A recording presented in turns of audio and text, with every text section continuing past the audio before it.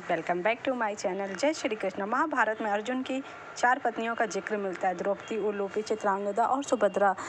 और चारों पत्नियों में से अपनी 2 पत्नियां द्रौपदी और सुभद्रा के साथ हो रहे हैं। सुभद्रा श्री कृष्ण की बहन थी और भगवान श्री कृष्ण ने अर्जुन के सारथी की भूमिका निभाई थी। जब अर्जुन द्रोणाचार्य से शिक्षा ले रहे थे, उसी दौरान अर्जुन की मुलाकात गदा से हुई। गदा अक्सर सुभद्रा के बारे में बात किया करता था। वह अपनी चचेरी बहन सुभद्रा के रूप और सुंदरता की तारीफ किया करता था। सुभद्रा के रूप में बुद्धि की तारीफ सुन अर्जुन को सुभद्रा से प्रेम हो गया। अर्जुन ने सुभद्रा के सामने विवाह का प्रस्ताव रखने के लिए, लेकिन इसी बीच अर्जुन ने अपने भाइयों के साथ स्वयंवर में द्रौपदी से विवाह कर लिया। युधिष्ठिर और द्रौपदी के साथ रहने के दौरान अर्जुन ने पत्नी की साझेदारी के नियम का उल्लंघन कर दिया।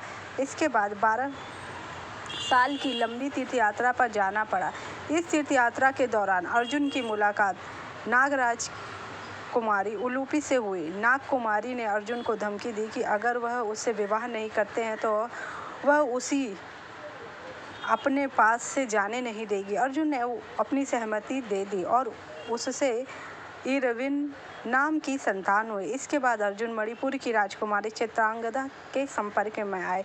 मणिपुर के राजा ने अर्जुन से अपनी बेटी के विवाह के लिए स्वीकृति दे दी, लेकिन राजा की एक शर्त थी कि जो भी संतान पैदा होगी वह मणिपुर में ही रहेगी। अर्जुन की पत्नी और पुत्र बब्रुवाहन दोनों मणिपुर में ही रहे, जबकि अर्जुन ने अपनी यात्रा जारी रखी। द्वारिका पहुंचते समय जहां श्री कृष्ण से मुलाकात थी, अर्जुन को अपने पुराने कई वर्षों के प्रेम सुभद्रा को ढूंढने की इच्छा हुई। अर्जुन ने यति का रूप धारण किया और द्वारिका पहुंच गए। हालांकि किसी ने अर्जुन को नहीं पहचाना, लेकिन श्री कृष्ण को एहसास हो गया कि अर्जुन पहुंच गए। वह अपने करीबी दोस्तों से मिलने के लिए तुरंत निकल पड़े।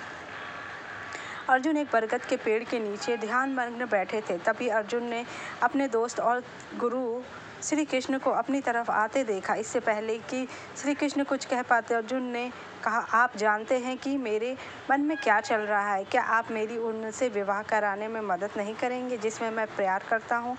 श्री कृष्ण को पता था कि अर्जुन और सुभद्रा के विवाह में सबसे बड़ी बाधा सौतेले भाई बलराम बनेंगे।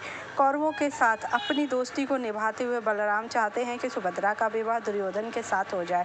श्री कृष्ण ने अर्जुन से कहा, मैं तुम्हारी मुलाकात सुभद्रा से करवाता हूँ, मगर सुभद्रा भी तुमसे प्यार करती होगी तो मैं तुम दोनों के भागकर विवाह करने में मदद करूँगा। अर्जुन ने कहा कि क्या यह नीच कृत्य नहीं होगा?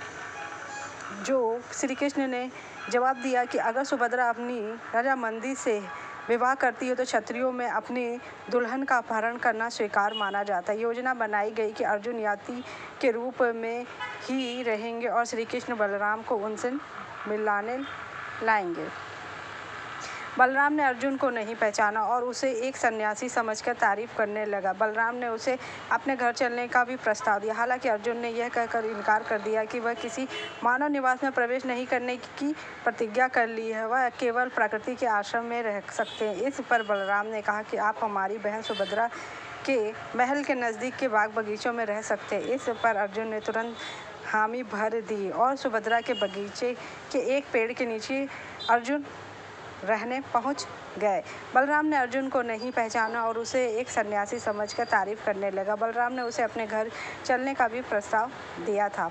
सुभद्रा ने पांडवों की बहादुरी के बारे में कई कहानियां सुन रखी थी। उसने अर्जुन की धनुर्विद्या की चर्चा भी सुनी थी। वह अर्जुन से मिलने के लिए बेताब थी। जब सुभद्रा को पता चला कि एक साधु उसके बगिया में रहने आया तो सुभद्रा ने पांडवों के राज्य इंद्रप्रस्थ के बारे में पूछा तो सुभद्रा के साधु रूपी अर्जुन ने वीर और गुण गान गाया। क्या आप मुझे बताएंगे कि अर्जुन कैसा दिखता है, क्या है वो पहुँच का शक्तियाँ क्या है? अर्जुन वर्षों से शब्द सुनना चाहते थे। अर्जुन ने तुरंत अपनी वह पहचान सुभद्रा को बता दी। इस बीच श्री कृष्ण पहुँच गए। वह यह देखकर खुश हो गए कि मुझे अर्जुन से प्यार हो गया। क्या आप मुझे उनका प्यार मिल पाएगा? कहा कि तुम इसे लेके चले जाओ। स्वीकृति दे दी भगवान ने। कहा कि इंद्रप्रस्थ में जब तक द्रौपदी कोई पांडव की पत्नी नहीं आने देगी तो मैं द्रौपदी को बनाना पड़ेगा।